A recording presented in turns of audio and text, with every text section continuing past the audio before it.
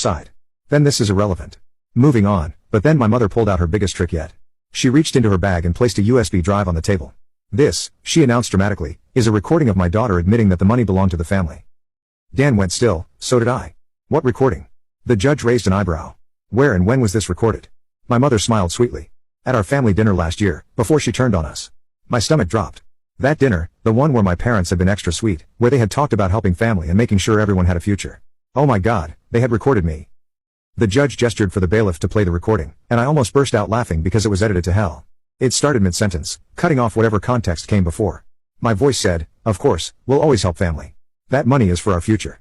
It cut off right there, just that one out of context line. Dan exhaled, his lips twitching like he was holding back the biggest laugh of his life. The judge looked unimpressed. "Mrs. Last name, do you have the full recording?" My mother blinked. This is the important part. There was silence, then my mother's face twisted. I don't have it with me." The judge turned to our lawyer. "Do you have a response?" Susan stood. "Yes, Your Honor. First, the fact that they secretly recorded my client should be enough to question their credibility.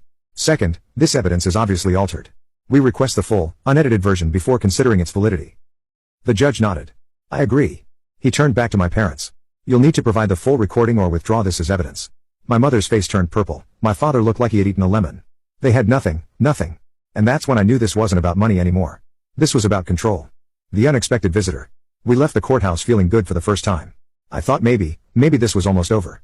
Then that night, I heard a knock on our door. It was my brother, alone.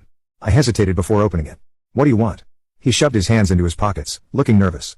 "Can I come in?" Dan stepped beside me. "No." My brother's eyes looked pleading. "Look, I need to talk." I crossed my arms. "Then talk." He exhaled. "Mom and Dad are losing it. They really thought they could win, but now they're scared. They're talking about doing something drastic.